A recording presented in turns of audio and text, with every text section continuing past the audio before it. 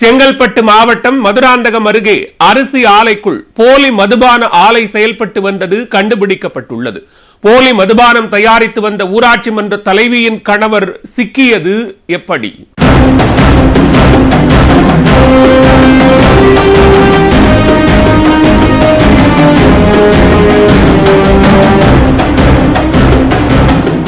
மதுராந்தகத்தை அடுத்த அச்சரப்பாக்கம் அருகே உள்ள வடமணிப்பாக்கம் கிராமத்தைச் சேர்ந்தவர் 47 வயதான வடிவேலு. இவரது மனைவி ஜெயந்தி ஊராட்சி மன்ற தலைவியாக உள்ளார். வடிவேலு கொங்கரை கிராமத்தில் உரத்தி திண்டிவனம் சாலையில் உள்ள ஒரு அரிசி ஆலையை ஒப்பந்தத்திற்கு எடுத்து வியாபாரம் செய்து வருகிறார். இந்த அரிசி ஆலையில் போலி மதுபானங்கள் தயாரிக்கப்படுவதாக போலீசாருக்கு தகவல் கிடைத்தது. ஞாயிற்றுக்கிழமை இரவு போலீசார் அந்த அரிசி ஆலையில் திடீர் சோதனை நடத்தினர். அப்போது அரிசி ஆலைக்குள் போலி மதுபான தொழிற்சாலை மறைமுகமாக செயல்பட்டு வந்தது கண்டுபிடிக்கப்பட்டது.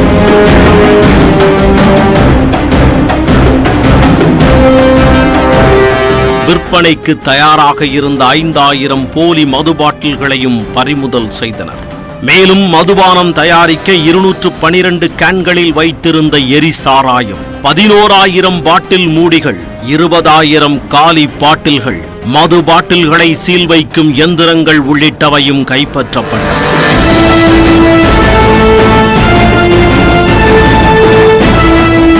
போலி மதுபான ஆலையில் தயாரிக்கப்பட்ட மது பாட்டில்களை டாஸ்மாக் கடைகளிலும் கள்ளத்தனமாக கொடுத்து விற்பனை செய்து வந்ததாக கூறப்படுகிறது.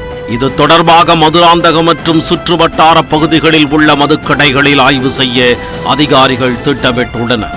வடிவேலு, அவருக்கு உடந்தையாக இருந்த முருகன் ஆகிய 2 பேரையும் போலீசார் கைது செய்தனர்.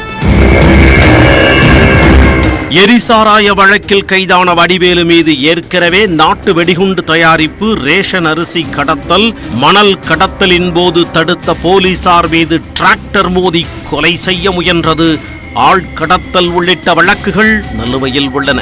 இவர் திமுகவில் விவசாய ஒன்றிய தொண்டரணி செயலாளராக அச்சரப்பாக்கம் பகுதியில் செயல்பட்டு வருகிறார். அவரிடம் தொடர்ந்து விசாரணை நடைபெற்று வருகிறது.